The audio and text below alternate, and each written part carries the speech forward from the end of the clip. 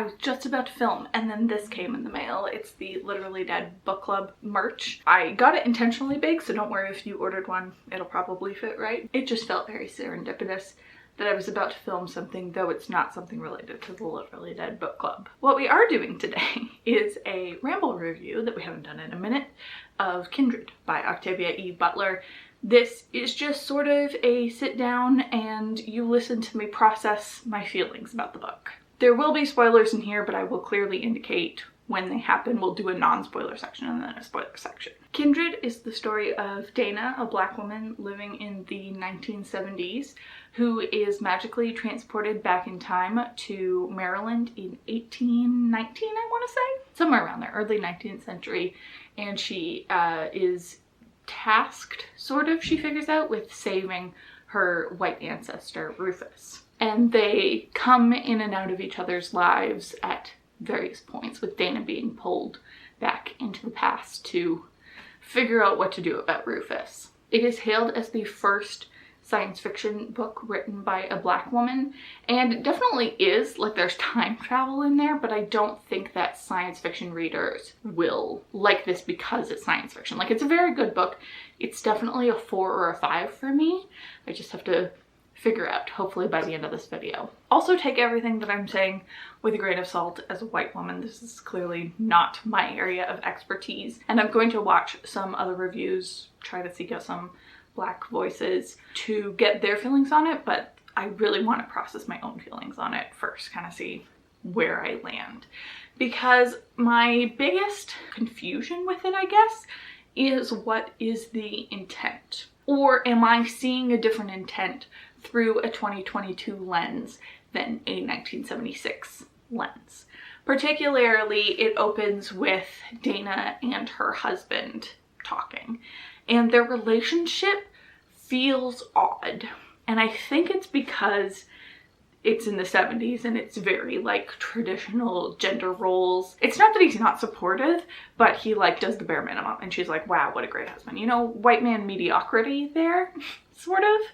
And so it's hard to tell if that is foreshadowing for like the husband is going to get worse, or if that's just sort of the way a healthy marriage looks. Because I never quite knew if I was supposed to trust Kevin. And the other bit is with Rufus, where that's another really hard one because he is at the beginning 5, I think, and you slowly see him grow up. And the way that Dana interacts with him is very interesting, but hard. Man, this book is really hard to talk about without spoilers. Okay, what else can I say for the non-spoiler crowd? It paints a very interesting and nuanced view of slavery, but I wonder if it's a bit too nuanced.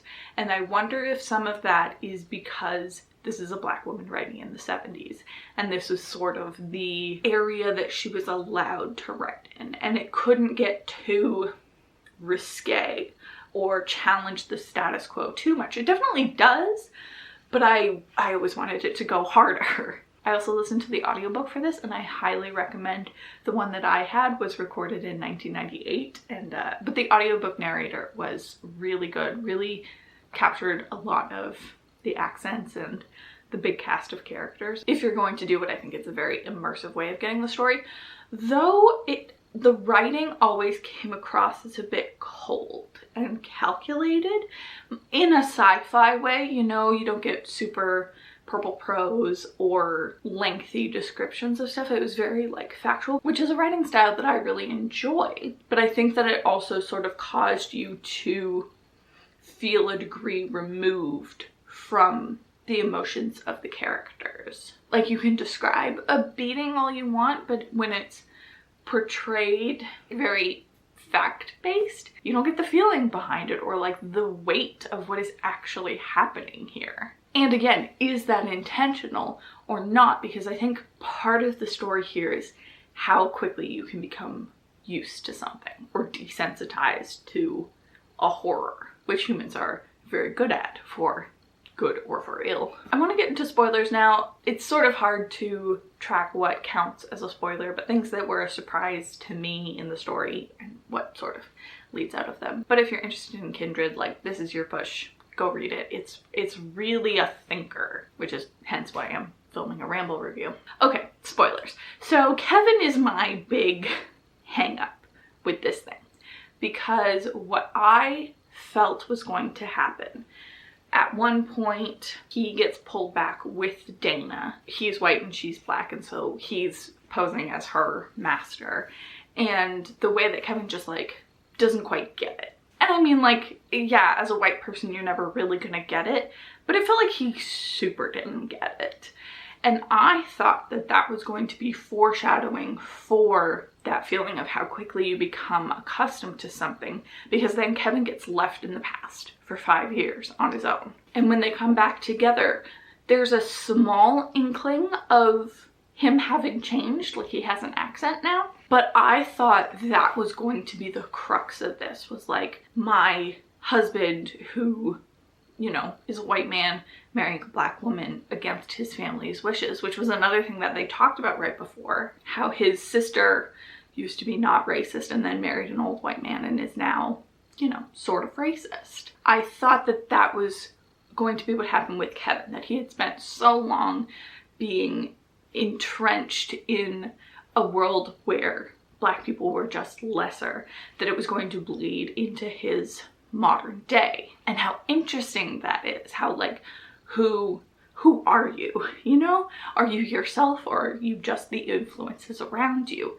But then it sort of gets dropped super quickly and Kevin goes back to being like cool and supportive. And I thought that that was a really missed opportunity there. And again, I don't know why that path wasn't taken. All of the stepping stones were put in place and it just didn't go there. And it felt so natural. So I wonder if like it was in a previous draft and got taken out for some reason. But despite it not being in the book, because all the groundwork was laid, it is still something that I get to think about. And like, this book is just so meaty. And then there's Dana's relationship with Rufus, which is portrayed so weird from Dana's perspective, because she sort of forgives him at every turn. And it's hard to figure out as the reader why. There's some lip service paid to it, but my impression for the most part was like she just kind of liked Rufus, that he was a cute kid that she had a connection with, and it wasn't until he became an adult that she started to really be fearful around him, I guess. A 9-year-old boy being racist isn't as threatening to you as a 25-year-old man being racist, you know? But it was also so frustrating how passive she was. And I get that that was sort of an intention of the book, but I feel like in being too passive, or in not having an omniscient narrator, like it's in first person, that it sort of comes across as a boys will be boys narrative. You know, like slave master is gonna slave master. And that's so hard, because it's such an interesting message. But I do feel like if this was an assigned book in high school, you could read it and get the message that slavery wasn't that bad. There's a part where Kevin is talking about how Tom, who's Rufus's dad, isn't sadistic. You know, he doesn't enjoy whipping his slaves, but he does it to like keep them alive. And it's like, it doesn't matter. Would it be better if he enjoyed it or if he didn't enjoy it? Like, he's still perpetuating a society where he is a slave owner. So just the idea that like some slavery is less bad than others is not a fun time. And I get what the book is going for with the nuance there, with like, especially being kindred, like having that title, is there's something drawing them together and making them root for each other and work together, but that there are limits to that. And I just worry that it wasn't fully explored enough, especially with the book ending as abruptly as it does.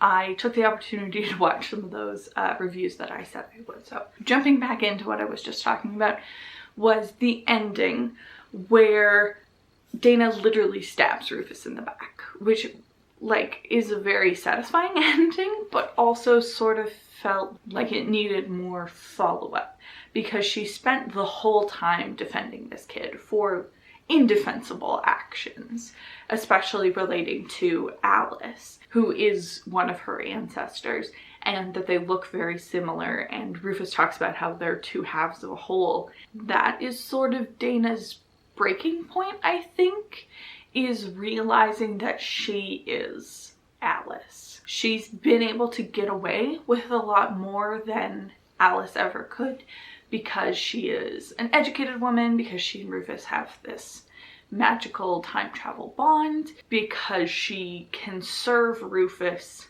in a different way. And as soon as Alice is taken away, Dana is sort of forced to fill her spot in Rufus's mind. And she can't handle that, which I think is so interesting because it means that Dana also doesn't get it, you know? There's a part where Rufus has expressed that he is going to be with Alice, whether she likes it or not. And he asks Dana to like convince Alice to want to be with him. She delivers that message to Alice, but in a I'm not going to tell you what to do kind of way, but also, if I'm remembering correctly, in a it will serve your best interest sort of way.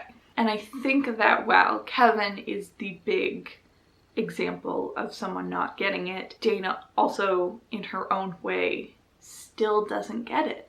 There's a scene where she's whipped and the rest of the slaves say that it was a relatively mild beating. She's always separated from them in some sort of way, whether it is language or her perceived whiteness. I'm reading another book right now that was saying that race is a divider between people, but language can sometimes sort of bridge the gap there. And I think that Dana is in a privileged position.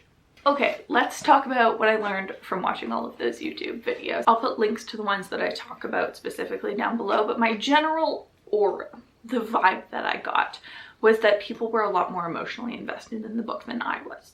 And I sort of want to blame that on the audiobook because it imparts an emotion through voice where you can sort of hear whatever voice you want if you read it physically. And I already mentioned that it's written in a dry science fiction kind of way, but a couple people mentioned that Octavia Butler herself describes it as grim fantasy and that it doesn't really have science fiction in it, which I would agree with because the whole thing is a paradox, because if she goes back in time and kills her grandfather, how blah blah blah.